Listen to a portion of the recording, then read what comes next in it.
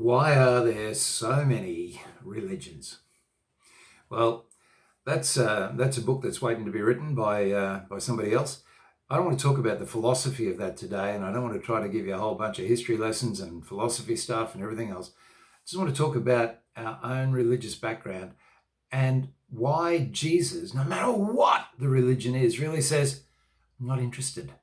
It's funny in some ways that question that keeps so many people from God is almost irrelevant. I'll tell you real simply why there are so many different religions. Because we've got so many ideas. We feel so distant from God. And so we're asking ourselves all the time, what have I got to do to get to the other side? What do I have to do to live the sweet life? And so we come up with all this stuff, and people have mystical experiences, and we write it down and we form traditions around it. And it's all part of trying to work out how to jump high enough that God will notice us. And that's what all religion is. What do I have to do to get through to God? How do I live the good life? What do I have to achieve? It doesn't matter what it is. It might be learning curses and spells in some occult thing. It might be learning the 5 pillars of Islam, the 10 commandments in Judaism and Christianity, the Eightfold Noble Path in Buddhism. It really does. It might be a doctrinaire atheism that basically ignores all of the evidence that points to the fact that maybe there is a God. Whatever it is, it doesn't matter what your religious background is. It's all about what do I have to do to get through to the sweet spot. Here's the difference that Jesus makes.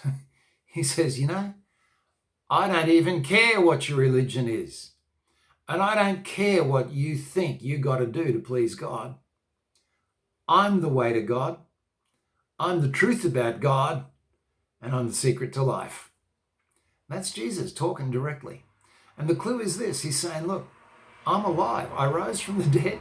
I've poured out my spirit. My presence is available to you. And so, there's a lot of similarities among the religions. Every one of us has got a copy of the golden rule. Do unto others as you'd have them do unto you. Well, we all got that. There are some incredible differences. Some of us think there's a lot of gods. Some of us think there's only one. At the end of the day, Jesus just looks and said, and this is, by the way, this is something you've got to get right before you commit to Jesus. Because he's really saying, you need to make a decision about me. I can break through all of that. And whatever you think it is, I'm going to invert it. I'm going to say, it doesn't matter what you think you've got to do. It's what I will do for you. I will forgive you. I will welcome you home. I will give you the presence of God as a daily experience in all the trials and hassles and traumas of life, which will still come to you. But I'll be there. I'm the one you've got to talk to. I don't know how many of you are old enough to remember Mad Max. You want to get out of here? You got to talk to me. That's really what Jesus says to us. So there are so many religions. My sort of Christianity says it's an irrelevant question because all religion is doing the same thing. It's telling you what you got to do.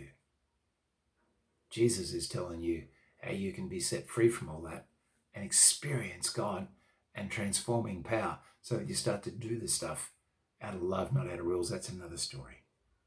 Now, I have friends who have come from other religions to Jesus. One of them, an Aboriginal guy, he said, I look at the dreaming. He said, one of the reasons I'm a Christian is I look at the dreaming really carefully and I see so much that just points me to Jesus. It just looks like Jesus is needed to fill this in. And so he says, the dreaming leads me to Jesus. I have friends who've come out of the polytheistic, the many gods religions. They've said, I'm so glad of my time in those religions. They taught me so much that's good about how to serve people, how to care for people, how to live well, how to be still, how to get focused. They also taught me that I was never going to find God because I'm just not good enough and I can't jump high enough. Now I've met Christ. I'm so pleased because all of that background now is swallowed up in the grace and love and mercy of God to me. And now it all makes sense. One of my favorite stories, not one of mine, but it was a cracker. A guy was preaching in a place full of animists, people who were into ancestor worship. And he talked about Jesus, this person who'd come from God to break that that whole understanding of what do I have to do to something that has been done for us. And this old lady turned around and thumped one of the tribal leaders and said, I told you there had to be someone like that. And that's who Jesus is. He's the one. I knew there had to be someone like that. So look, I guess I don't want to get into the philosophy of why there are so many religions. There are so many religions because we've all lost our way and we're all trying to find the way home to God, and we're trying to do it in our own steam. Jesus says, abandon the search. You can't, you'll never make it. I have to love you. You have to be forgiven. You have to experience my transforming presence. And that is what can start to move you forward in what is a new way of living, not another religion. And I want to say to some of my Christian friends, some of us have turned the Jesus way into the Christian religion. Bad, very bad. Jesus breaks religion. A little hint for those who are into this stuff and might be a bit further down the line. Read the book of Galatians in the New Testament and see a yell that says, can we please stop doing religion and start knowing God in the love that Jesus gives us. So I hope that helps. But again, that one too, I want you to park it. Just put it aside. It doesn't really matter why there are so many religions to you or me. What matters to you and me is whatever our background is, how do we get out of this cycle of trying really hard? Someone says, if you're a Christian and you're trying to be a Christian, you're already doing it wrong. We don't try. We are loved. We receive God. God changes things. Hope that helps.